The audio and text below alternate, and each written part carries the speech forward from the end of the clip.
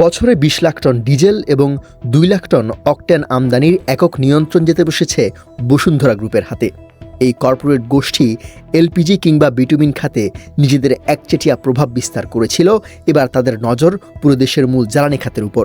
Media পাড়ায় গুঞ্জন আছে, বেসরকারি হাতে জ্বালানি খাতকে তুলে দেওয়ার নথিতে সই না করায় সরিয়ে দেওয়া হয়েছে বিপিসি চেয়ারম্যানকে। বসুন্ধরা গ্রুপ ও বেসরকারি খাত নিয়ে রাষ্ট্রের অভিজ্ঞতা ভালো নয়। বিটুমিন খাতের দিকে তাকালেই চিত্রটি পরিষ্কার হয়ে যায়। ২০১৬ সালে অনুমোদন পেয়ে ২০২০ সালে প্ল্যান্ট চালু করে বসুন্ধরা। বিটুমিনের বাজারকে নিয়ন্ত্রণে রেখে অতিরিক্ত লাভ করতে আওয়ামী লীগ সরকারের মাধ্যমে আমদানিকৃত বিটুমিনের উপর বসানো হয় ৩৭ থেকে ৪৭% পর্যন্ত চড়া শুল্ক। ফলে প্রতি টন ৩৯,০০০ টাকার বিটুমিন বিক্রি হতে শুরু করে প্রায় ৬০,০০০ টাকায়। এর মাধ্যমে পুরো বাজারের ৭০% নিজেদের দখলে নেয় তারা। এবারে বিতর্কিত ব্যবসায়ী গোষ্ঠীর নজর পড়েছে দেশের জ্বালানি খাতে।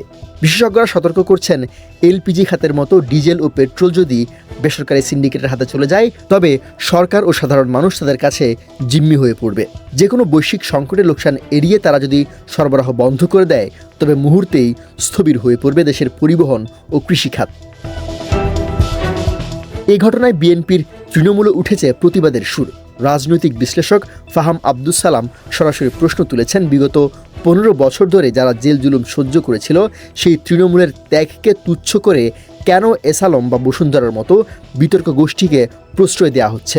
সাধারণ কর্মীদের রক্তের বিনিময়ে পাওয়া অর্জনে এমন সমঝোতা দলের ভাবমূর্তিকে মারাত্মক ঝুঁকির মুখে ফেলছে।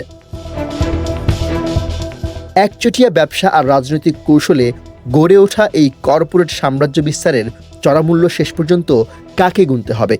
সাধারণ ভোক্তাদের নাকি পুরো একটা রাষ্ট্রকে? আপনার মতামত জানান কমেন্ট বক্সে।